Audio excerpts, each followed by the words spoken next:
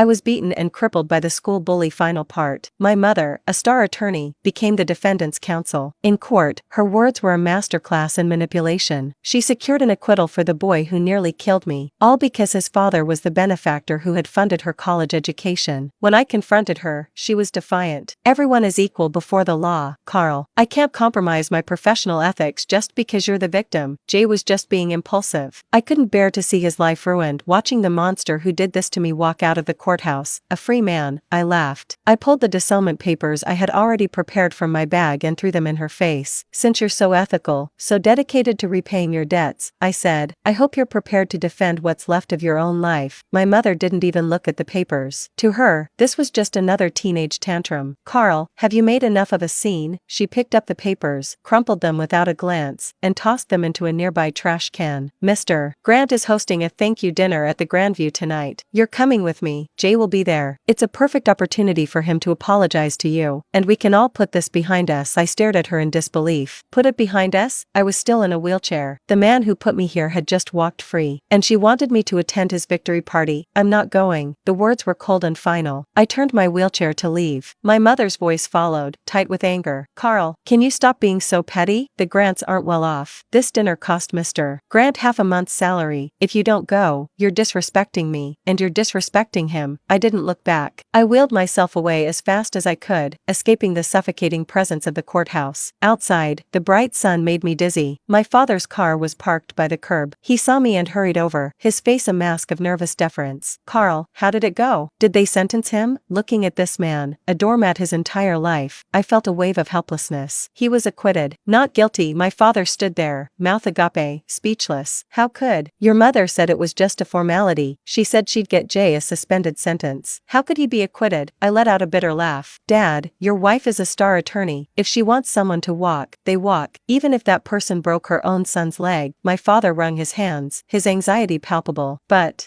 she must have her reasons. That man, Mr. Grant, he really did help her. Enough, I cut him off. Take me to the hospital. I'm not going home. My father hesitated, glancing back at the courthouse entrance. Well, your mother just texted. She said we should go straight to the Grandview. She said if we don't, she'll cancel my credit card. I looked at the man before me, 50 years old, and he lived like a dog. My mother controlled every penny. He didn't even dare to raise his voice. Then you can go. I took out my phone and ordered a wheelchair-accessible rideshare. I'll go by myself. Carl, don't be like this. My father reached for me, but I shook him off.